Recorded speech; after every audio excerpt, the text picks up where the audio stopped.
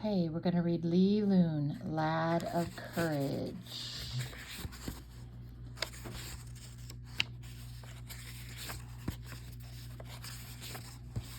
Chapter 1 is called Defiance. See the other picture here too, preparing for the fishing voyage. Li Lun crouched behind a huge banyan stump. Cautiously, he peered out to watch his father and the other fishermen drag great bags of rice, dried shrimp, and seaweed across the beach and load them onto the sampans. The fishing boats were tied by long ropes which stretched across the land to the very banyan stump where Li Lun was hiding. Back and forth went the men from beach to boat, boat to beach, every man with a bag on his back. Groups of boys with ropes and nets atop their heads swashed through the water, singing and shouting. I won't go with them, Li Lun told himself firmly. I won't. He thumped his fists against the stump. Well, he knew that soon his father would call his name. For today, the men were taking with them their sons, every boy who was 10 years of age.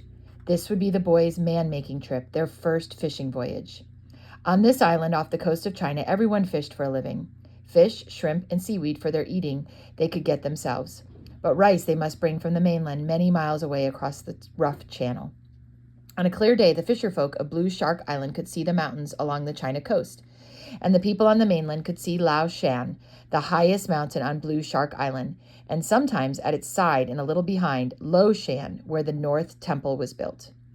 The men were loosening the ropes which held the sampans. I won't go, repeated Li Lun, and he clenched his fingers in the sand. He hoped that Tang Lun, his father, might forget about him, but he knew that he would not. Oh, if he only were not so afraid of seawater. Li Lun's dark eyes searched the distant waters fearfully. Evil spirits swam under these deep rolling waters. Li Lun knew that sometimes one of them rose out of the depths, riding on a big blue wave to snatch a poor fisherman out of a sampan so quickly that he could not even cry out. Li Lun pushed back his straight black hair and crouched closer to the sand. He looked down at his new blue shirt. If only it were gray like the stump, or brown like his trousers. Maybe then his father would not see him. On the shore sat the women, watching the little children who played about them and embroidering pretty things for the city shops. The boys and girls who were old enough had gone to carry seawater to the holes in the rocks on the mountainside. There the sun would evaporate the water and leave the salt. This the children did every day while the fathers and older boys were away fishing. Or when quiet water time was past and the men could not fish, while they were busy on the beach drying and salting the fish, making new nets, or repairing old ones. Everyone on Blue Shark Island had to work. Li Lun knew that. Only the littlest children, so tiny they could scarcely walk, were allowed to play. Li Lun watched the boys, their carrying tasks finished, climb into the sampans. He dug his fingers and toes into the sand and pretended not to hear their shouts. Full tide, cried one of the fishermen. Slyly, Li Lun glanced along the shore. Already some of the men and boys were hoisting yellow sails and red sails into the breeze. The wind caught hold of the sails and pushed them seaward. The boats looked like huge bats skimming close above the water. Li Lun held his breath. Perhaps his father would think he had climbed into another boat and was already on his way to sea. Breathlessly, he waited for the wind to fill all the sails and pull the boats out into the deep water. Li Lun, called Tang Lun, come. I won't go, Li Lun reminded himself, even as his fear took him obediently toward the boat. Or his feet, sorry.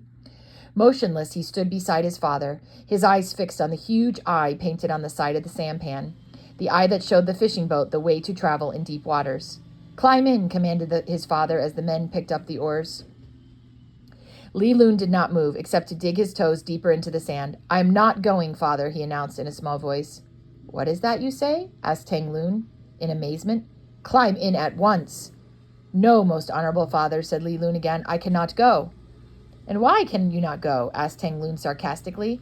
Is it that my son is afraid of seawater? Li Lun did not raise his eyes. He bit his lip and a red flush covered his face. Each of his fists was a tight ball. Slowly he nodded assent. A son of Tang Lun afraid of seawater, repeated his father in astonishment. A son of Tang Lun, a coward? Li Lun raised his eyes and looked at his father pleadingly. I will pull seaweed from the shore, he promised. I will mend fishing nets. I will do anything, most honorable father, only I beg you, let me stay on the land. His voice was tight and harsh from fear. He turned his head to hide trembling lips. Titters of amusement came from the nearest sampan. The fishermen in nearby boats began to sneer contemptuously at Tang Lun and his son. Their shouts of derision made the usually calm man lose his temper. Angrily, he slapped the flat of his palm against his son's face. I will have no son of mine a coward, he screamed. At sight of the disturbance, Li Lun's mother came running up, her baby on her back. She looked at Li Lun's shaking figure, still firm in its determination not to get into the boat, but she could only stand helplessly beside her son. Afraid of seawater, jeered the boys from the sampans. Afraid of seawater. Most honorable husband, Wang Lun spoke, trembling as she pulled her brown knee-length jacket tighter about her. I have feared this day. I have known that our son liked not the sea. But remember, Li Lun's most honorable grandfather never went out to sea. He was ever a lover of the soil. This boy is not to blame if he loves the land and fears the sea. Give him, I pray, some tasks on the land instead. The boys in the fishing boats were silent now, wondering what would happen. Tang Lun looked at his wife and hesitated, and then he exclaimed angrily, Very well, I will give him a land task that will make him beg for the sea. He reached in to the deep inner pocket of his own brown fishing jacket and took something from it. Open your hands, commanded Tang Lun. Into Li Lun's palms he counted 7 grains of rice still in the tusks. Take this rice to the top of Lao Shan, shouted Tang Lun. Plant it. At the angry tones, Li Lun's baby sister began to cry. Shh, quieted the mother. So angry was Tang Lun that his breath came in gasps. And do not come back until you've grown 7 times as many grains as I have given you. You will be far enough from seawater on Lao Shan, he scoffed. Turning quickly, he splashed to the side of the sampan, climbed in, and grasped one of the heavy oars. Come along, Wang Lun urged Li Lun gently. With downcast head, Li Lun followed his mother to their tiny home. His heart was heavy with the jeers which reached them from the face of the deep green seawater.